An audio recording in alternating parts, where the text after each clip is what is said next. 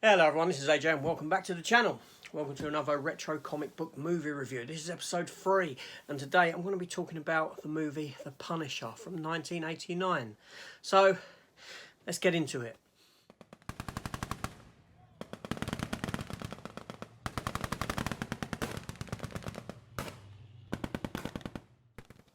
Okay, so full disclosure on this one, right? There's going to be a bit of bias because, believe it or not, I'm a big Punisher fan. Punisher, I've read comics almost my whole life, since about the age of 10 or so. Punisher's always been my favourite character. I've got every single comic book of the Punisher from Amazing Spider-Man 129, his first appearance, which I've got CGC graded, which is in a tablet. I have done videos of all this stuff. When I first started on YouTube about 8 months ago, I did do an 8-part series looking at all my Punisher comics. If you go to my videos and you select oldest first, they're not far down the list, right? Punisher has been, it doesn't matter what he's been through in the comics, good, bad, artists, writers, I've been there and supported the character through the good, through the bad, through when he became a sort of angel for heaven, when he became Frankenstein's monster, all this sort of stuff. I was there for it. The Garfienish run, which were the best, and so I could talk Punisher for hours and hours and hours. And as you can see, I've got all Punisher stuff put behind me from my collection, with the exception of Mandalorian poster there. And I will do a video because I've been asked to, and I keep meaning to get around to do it, and I will show all my Punisher stuff in one video. Yes. But anyway, so yeah, The Punisher from 1989. Now, I watched it again last night. I revisited it. I've got the German Blu-ray, like so, which is actually a 2-disc version, reversible sleeve. You have the German logo on the inside, but not on the outside. This also actually includes the work print version. Now, the work print version is a rough version of the film, but it contains all the edited scenes into it, like the edited opening, that we'll come into in a bit later on in this video. I also happen to have still sealed a UK steelbook version for the movie, where they decided to utilise the skull, which is the skull from the 2004 film, on the cover of the steelbook, even though it's not really utilised within the film, again, which we'll come on to in a bit. So yeah, so The Punisher. Okay, so like I said, I hope this won't go on too long, but I can talk Punisher all day long. Seriously, I can. I know this character like the back of my hand.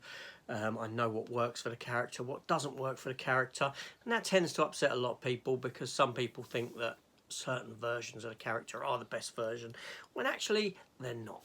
And then there's stuff that the films always get wrong in live action, and I'll come into that, and I'll have a little talk about why The Punisher doesn't really work in a live action setting, or it never has, and again, we'll sort of discuss that. So let's just get into this film, because that's what this is about. Punisher from 1989. Okay, so this film came out here in the United Kingdom on June the 1st, 1990. It was a straight-to-video release, unfortunately. The film was rated R, or 18, and runs for 1 hour and 29 minutes. Now, this film is directed by Mark Goldblatt. He's only got 3 directing credits to his name, obviously including this film, but he has worked as an editor in some massive, massive films. He's worked in films like True Lies, the latest Death Wish, the Bruce Willis one, X-Men 3, Last Stand, Bad Boys 2, Armageddon, Starship Troopers, Chappie, Terminator 2. The list goes on. This geezer's worked a lot. And it shows in this film within the editing, even though this isn't old on the list. The story was by Boaz Yakin, who'd actually written films like Max and Max 2, the Alsatian dog film, if you're aware of them. The Rookie he'd written after this with Charlie Sheen and Clint Eastwood, as well as things like From Dusk Till Dawn 2, and more recently The Harder They Fall, the Western from 2021. Yes, he's still working, he's still writing. Yeah, he's out and about there. He's got quite a list of credits to his name as well. So that's good to see that these people are still working, and they've got such strong pedigrees gone on to have such strong pedigrees after this film. Now, the film stars Dolph Lundgren in the title role of the Punisher, aka Frank Castle. Louis Gossett Jr. Has his sort of ex-police partner, Jake Berkowitz. Jerome Crabb as Gianni Franco, one of the villains from the film. Nancy Everhard as Sam Leary, who is Jake Berkowitz's new partner in the police. Barry Otto as Shake, who's like the Punisher sort of right-hand man, so to speak, someone he sort of liaises with and works with, homeless guy, as well as a wealth of other actors, obviously, within the film. Now, the story for this is basically the Punisher has been doing what he's been doing for 5 years, working out of the shadows. No one knows who he is, although obviously Jake Berkowitz suspects it to be his ex-partner Frank Castle after the death of his family and all this sort of stuff. But people don't want to buy into that. The police force don't want to buy into that. The mayor doesn't want to buy into that. But, you know, so the Punisher's unknown. They know he's out there. They know he exists. He's called the Punisher. They have no idea who he is. And what's happened is that obviously he's killed all these mob bosses and he's essentially created a power vacuum. Now, Gianni Franco comes in to take over all the leadership of the mob and that.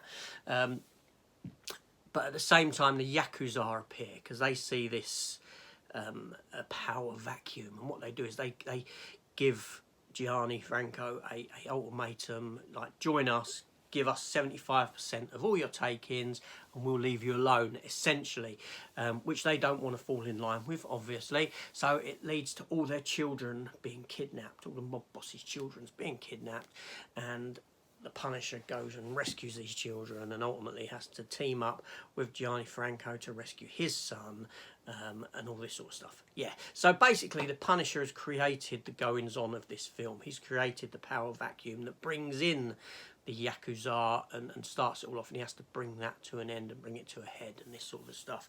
Now, that's very sort of simplistic of what the story is. And if you're watching this, I'm assuming you have seen the movie. Now, obviously, this is a rather cheap movie. It was made on a budget of $9 million. Saying that, that was the same budget as Barbed Wire that I reviewed just last week. Yeah, if you want to go and check that one out, that's a little sort of plug there for a previous video that I've done. Yeah, so this film, obviously this is a cheap film, and it feels like a cheap film. Like I said, I'm very biased to this film. I remember first seeing this film, and I used to go up to this video store, where obviously behind the counter they had the old pirates for certain people they could trust, and it was like, you know, do you have the Punisher in? Yeah, we do. Here's a, you know, pirate VHS of the Punisher, and that was my first experience seeing this film, because obviously 1989, we got it in 1990. Obviously when it came out onto VHS, I bought the VHS, and I had the DVD, now I've got the Blu-ray, and all this sort of stuff, and anything Punisher, I'm going to stand by. All right, I might be critical in some senses, and I'll come into some criticisms for this film. But for me, it's an enjoyable film, okay? It's fast-paced, yeah, if not a bit too fast-paced, as in one scene rolling into the next action scene, pretty damn quick. The acting in it, Dolph Lundgren does his best, but he's not the best actor, and at this point he was still struggling with lines, so much so that certain things that he said had to be sort of helped rewritten by him to make it easier for him to get out. Luckily his speaking is a lot better now, obviously, because 30-40 years nearly passed since this. The Louis Gossett Jr. he just steals every scene that he's in. He elevates the project to something else. He could have just sleepwalked through the role, knowing it was a rather cheap film and this sort of a thing. But to be fair to Louis Gossett Jr., he's wonderful on screen. He brings an element of humour in a few scenes. He's just very, very strong actor, and in this film he delivers, you know. Jerome Crabb, I believe he's been a James Bond villain, hasn't he? I can't remember in what. I'm sure he was in one of the James Bonds as a baddie. Maybe someone can tell me without me going and checking it out. He's serviceable as the main villain.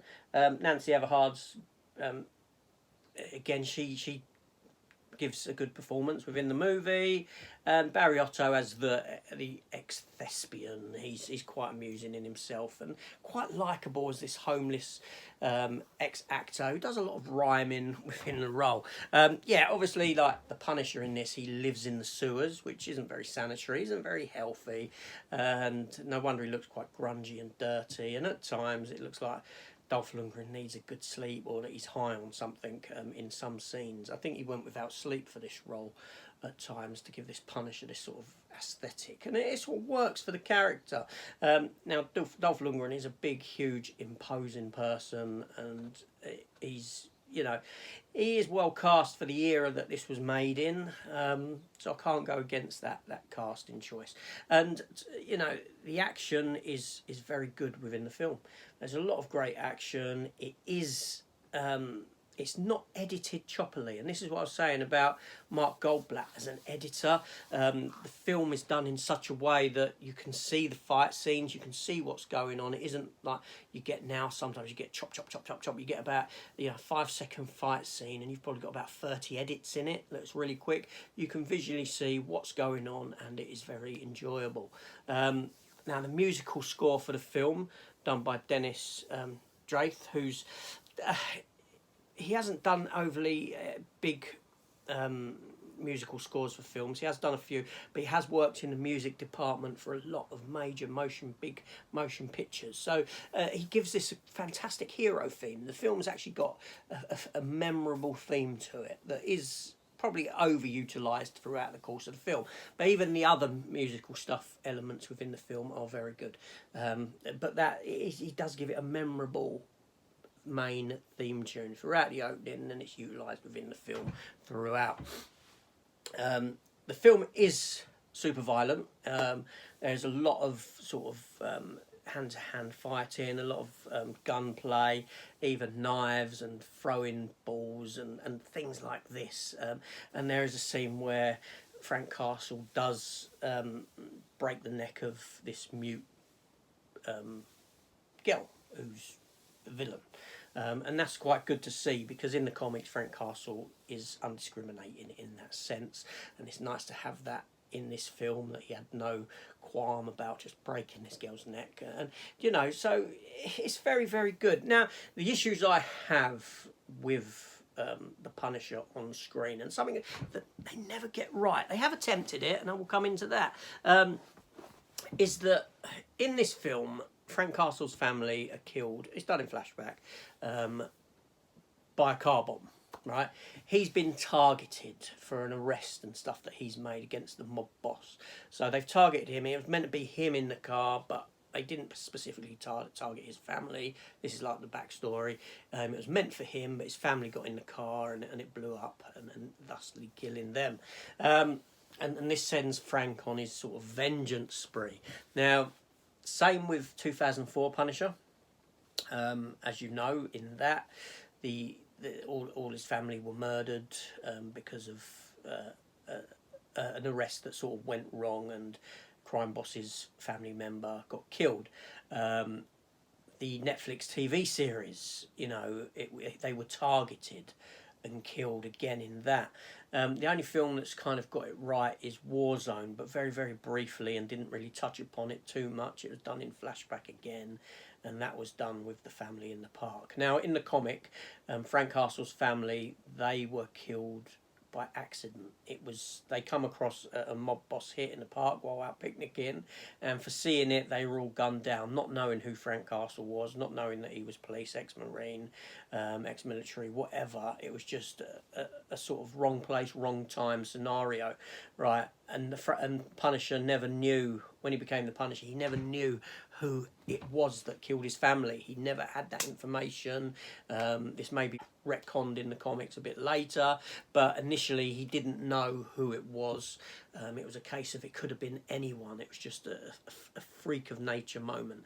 And this leads to him becoming the Punisher, and why he does what he does all the time, because it's not enough. It's never enough, because he's never known whether he's actually killed those people that killed his family. So it's more than just vengeance. It's an ongoing quest to just wipe out crime for this reason, and not knowing whether he's actually got those perpetrators.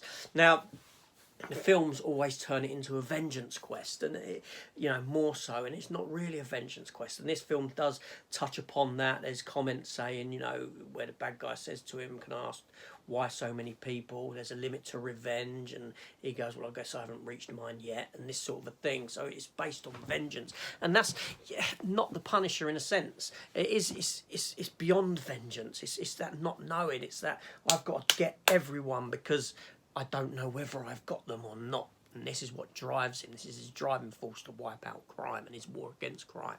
But yeah, so every single iteration, with the exception of Warzone, got this incorrect. But Warzone didn't play on it at all.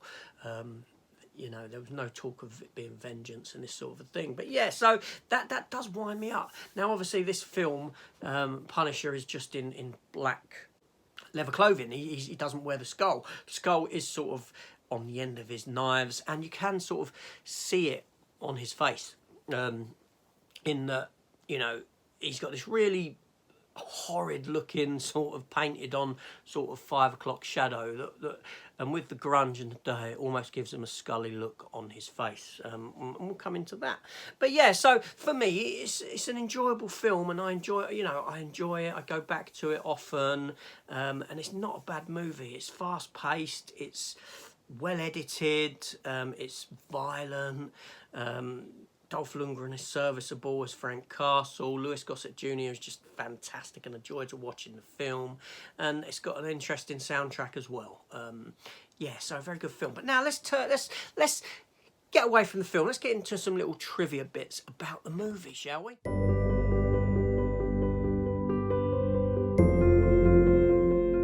Okay. First off, Dolph Lundgren actually done most of his own stunts within this film. As you know, Dolph Lundgren is trained in some forms of martial arts and this sort of thing. He can do that stuff, and this leads into me talking about all the fight scenes within the film, because all the fight scenes in this film were done with real contact between the actors to give it that proper feel, that realistic feel to it.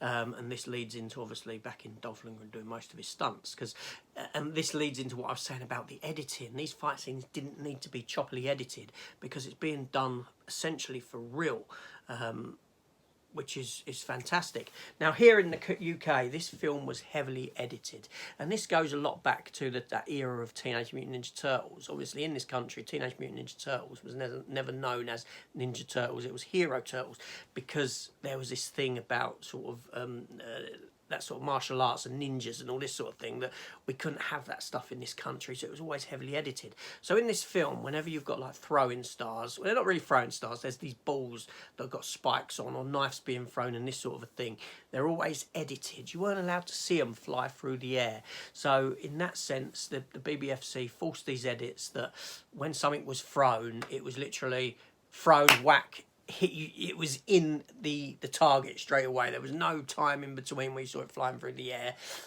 Luckily, those edits have been put back into the film. It was a strange time for that sort of stuff. Now, in 1990, at the Milan Film Market, a sequel for this movie was actually announced, even though it wasn't ever going to be.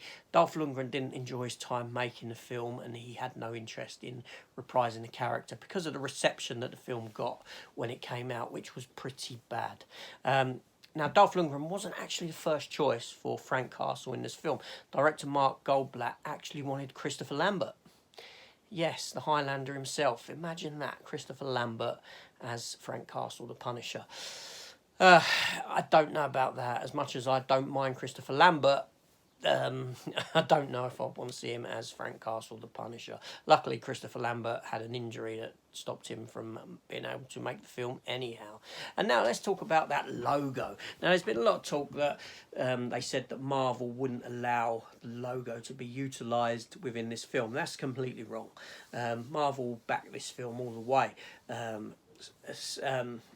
Stan Lee although the film was uber violent, Stanley weren't too happy with that. He still backed the film himself. They were allowed to utilise the skull if they so wished. However, they decided they wanted to go into a different direction. They didn't want to have that sort of superhero look where he had, you know, the sort of onesie with the skull and this sort of a thing. They wanted to sort of bring the character into a new sort of era, thusly choosing to do away with the skull, which obviously did harm the movie. Had they utilised the skull, the film would very much have been given a theatrical release because it would have been a recognisable property, IP, but they decided to go against it. But there you go. You know, and I've spoken about the skull being on the knife and almost appearing on his face in the grunge and the dirt, and is painted on 5 o'clock shadow, which does look pretty damn bad. But there you go. Now, I was going to say, I want to talk a little bit about why the Punisher doesn't generally work in film. Now, the Punisher is a character. Obviously, he was conceived in the 70s, 1970s. Now, 1970s was a big era for film in that we had a lot of sort of revenge movies, these sort of, you know, the Death Wishes and the Dirty Harrys and all this sort of stuff. And the Punisher came about because of that sort of era of filmmaking, and that's what gave birth to this character. Now, moving into sort of like the 80s, the comic version of the Punisher very much took on the look of your sort of Arnold Schwarzenegger, your Sylvester Stallone, your Dolph Lundgrens, these big muscle-bound type of an individual. And the Punisher was never conceived with that sort of a look, but the comics certainly gave him that sort of stature later on, and I guess again influenced by film. So when it came to making the Punisher, this sort of film era of revenge films and that had sort of died off and became a sort of subgenre of movie that still exists today, but it's very small and doesn't generally bring huge audiences in, and thusly the Punisher falls into that category. So it's never really embraced. As much as some people like the character, it's never embraced, which is unfortunate. So basically you've got this character that was created essentially, that was spun and influenced by film, an era of film, bygone era of film, that was then influenced by other films, and then you've tried now to spin that character back out from comic page into film in an era where those sort of films are relatively defunct or small. Not only that, obviously, like I said, all the makers of the film get it wrong. They get it wrong. Now, my favourite iteration of the Punisher is Thomas Jane. He's the closest I see to the comic book. I know people rave about the Netflix Punisher series, and I can't remember the actor's name. It's gone blank in my head. That's not my favourite iteration at all. I find that hard to buy into that being Frank Castle. In the Daredevil series, yes, he was. I totally agree, Daredevil Season 2. But then it's like they took steps backwards to try and give you an origin story again, and it just fell flat. It failed. It's like they were scared to give you full-on Punisher. Even in Season 2, it just feels like Season 1 and 2 are the leads up to him becoming the Punisher, and he never actually gets there in either of them, which is just drastic. And obviously, like, the fact that it's all tied into his origin is tied into him and his past and all that, it just doesn't work. And John Bernthal, that's his name, his performance was fantastic in Daredevil, but it just didn't become he's too rough, he's too like a bruiser, and Frank Castle's more of a tacticianist. He's got a bit more going on up here than what John Bernthal delivers. But anyway, that's just my opinion. Anyway, so that's my talk about the Punisher. I get a lot of enjoyment out of this film. I really do. I love, I can talk Punisher all day long, as you know, because I'm going on. It's nearly 25 minutes and I haven't stopped. But there you go. I'm going to stop there. This is AJ. Thank you for watching. If you enjoyed that, please consider hitting that subscribe button, coming along and joining the channel, joining me on this channel of revisiting some of them older superhero films. And if you've got an older superhero film that you'd like me to take a look at and give you my thoughts upon, then I will gladly do it. I will gladly fit it into my schedule at some point in the near future. So come on, let's have a discussion in in the comments below, what are your thoughts on this film? Let me know. Do you love it? Do you hate it? Friendly conversation. Give me a thumbs up. Hit the notification bell. You know what to do. Now I'm going, and I shall see you all on the next one. Take care all, and goodbye.